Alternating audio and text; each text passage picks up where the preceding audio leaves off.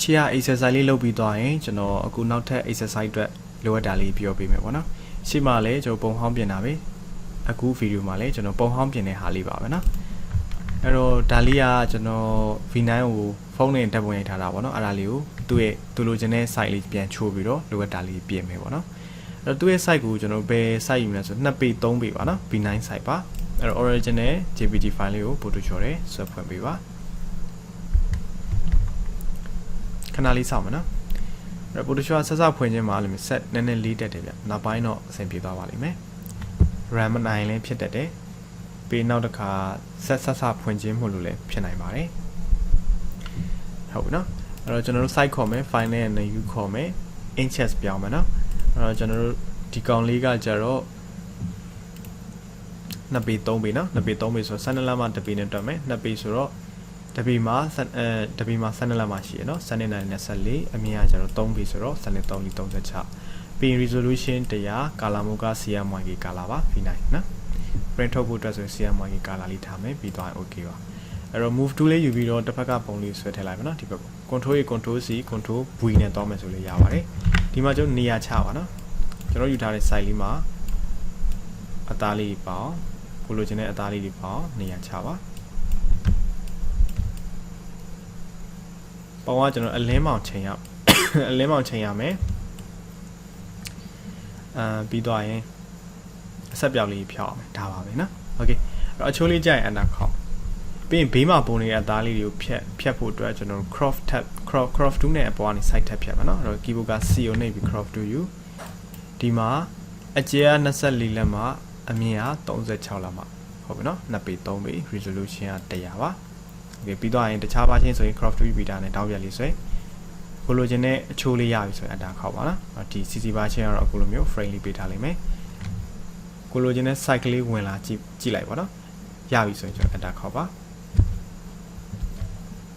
โอเคပြရလေးပြတ်သွားပြီနော်ဟုတ်ပြီကျွန်တော်ဒီမှာဆိုရင်အပေါ်ပိုင်းကကျွန်တော်မှောင်နေတာလေးရှိတယ်အောက်ကလင်းနေတာလေးတွေရှိတယ်အရင်ဆုံးဘာလုပ်ရမလဲဆိုတော့ကျွန်တော်အမြင်နဲ့ပုံမှာရှိတဲ့အပြက်နာစာအဆက်ပြောက်လေးတွေကိုအရင်ဆုံးဖြောက်ပါကျွန်တော်ဒီမှာတော့ဖြောက်မှာပြရတယ်ဟုတ်နော်အဲ့တော့ healing brush 2ပြီးရင် spot healing brush 2 patch 2 clone stamp 2ဒါနဲ့လိုက်ပြီးတော့ဆက်ပြောက်တည်ရင်ဖြောက်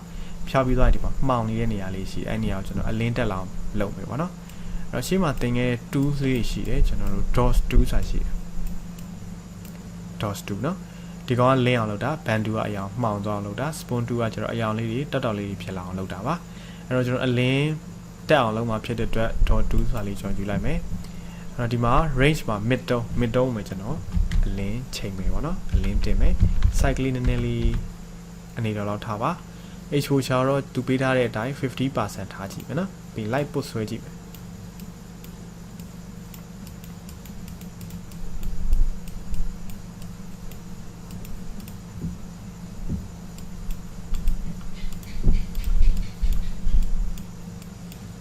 အောက်ကအလင်းအောင်နဲ့နည်းနည်းလေးညီသွားရင်ရပါပြီ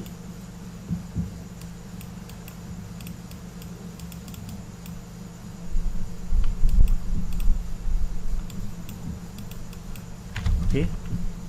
တောင်းလေးပြီပေါ့နော်ရပြီအဲကျွန်တော်ဘာလုပ်မလဲဆိုတချို့ပြင်လို့မရတဲ့နေရာလေးတွေကတော့ထားလိုက်ပါနော်ဒီပုံတွေရတော့အင်းနေလေးပါတာဆိုတော့ဒီအင်းနေကြကျွန်တော်ပုံပြန်စားထိုးဖို့ဆိုတာကျွန်တော်ရှိမှာပုံကရှည်အောင်ပါလေပြန်ဆွဲဖို့ဆိုတာလည်းအဆင်မပြေတော့တက်နိုင်ဆိုအလင်းမောင်ချိန်အဆက်ပြောက်လေးဖြောက်တချို့ပြင်လို့ရတဲ့နေရာလေးတွေပြင်ပေးပါဒီနေရာလေးဆိုအနီအောင်လေး close stamp တူနဲ့စားထိုးပေးလိုက်လို့ရပါတယ်ရပါနော်အဲ့ဒါလေးလိုက်ပြီးတော့ပြင်ပါဒီຢာလေးဆိုရင်တော့နည်းတော့ခြံထားရလိမ့်မယ်ဘာလို့ဆိုအပေါ်မှာစာရီလည်းရှိနော်စာရီပြောက်လို့မရတော့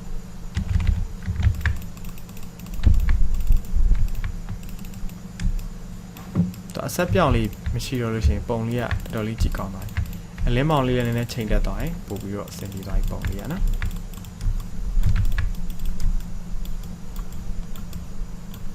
ပုံလေးကိုအနီးကကြည့်နော်ကျွန်တော်တို့စပင်မှာတက်လာနော်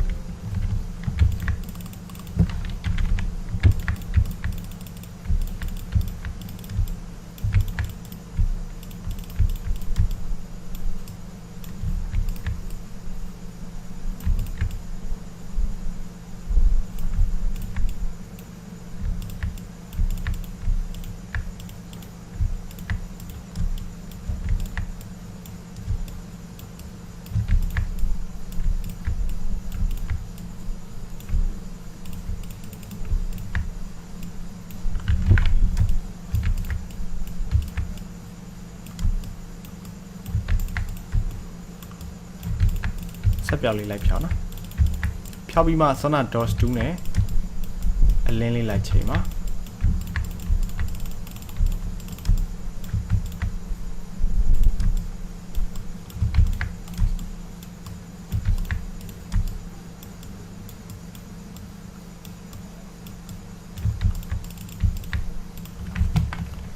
အဲ့ဒါရသွားရင်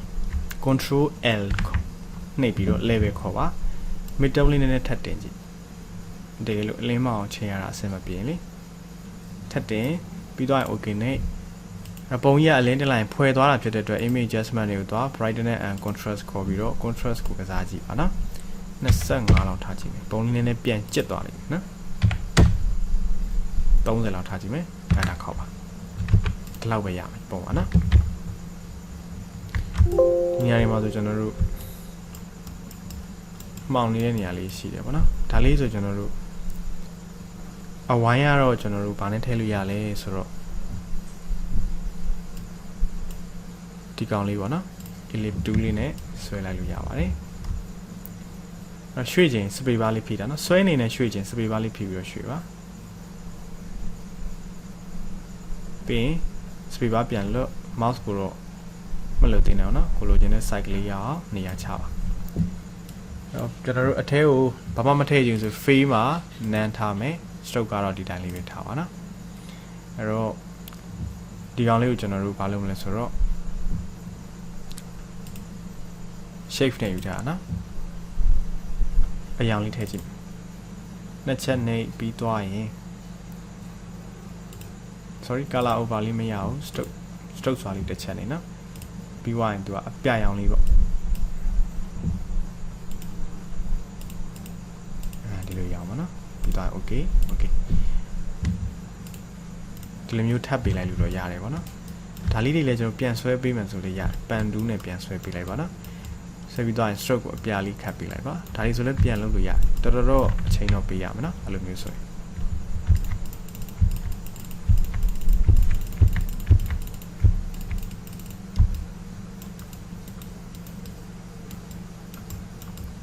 ဆိုရင်လည်းကျွန်တော်တို့ trigger နှစ်ခုထပ်ထားတာဖြစ်မှာနော်ပန်တူးလေးနဲ့ပြန်ဆွဲပေးလိုက်လို့ရပါတယ်ဒီမှာလေးလည်းရှိရနော်တချို့ကကြာပုံနေအောင်ပြတ်ပုံဟောင်းနေဆိုတော့လေအင်းနေရမရှိတော့ပုံသစ်ဆိုရင်တော့ပြန်အစားထိုးပြီးဖို့ကလွယ်ပါတယ်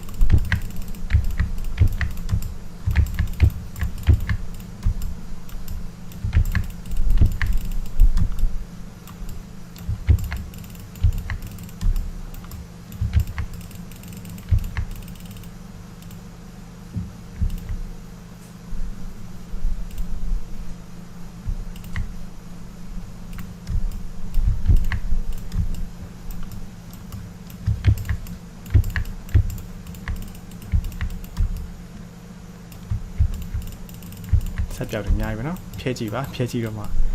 ကျွန်တော်တို့မြင်ရမှာပါโอเคအဲ့ဆိုရပြီတော်လေးတက်ပါပြီเนาะအဲ့တော့โอเคအဲ့လိုမျိုးလေးကျွန်တော်တို့ပြင်မယ်ပြင်ပြီးွားရင် PSD file လေးတင်ထားမယ်ပြီးရင်ရှေ့က lesson တိုင်းမယ် GPT ပုံလေးကျွန်တော်ကိုအချောသက်ထုတ်ပေးပါပြီးအဲ့ဒါလေးကိုဓာတ်ပုံရိုက်ပြီးတော့ခါလိုက်လို့ပဲကျွန်တော်ပြန်ပို့ပေးပါเนาะပြီးနောက်ထပ် exercise အတွက်လည်းကျွန်တော်ဗီဒီယိုလေးထပ်ပြီးလုပ်ပြပါမယ်အဓိကဘယ်လိုလုပ်မလဲဆိုတာလေးကျွန်တော်တစ်ချက်အကြံပေးတဲ့သဘောမျိုးပါเนาะကိုယ်တိုင်တက်ရက်ဖြစ်အောင်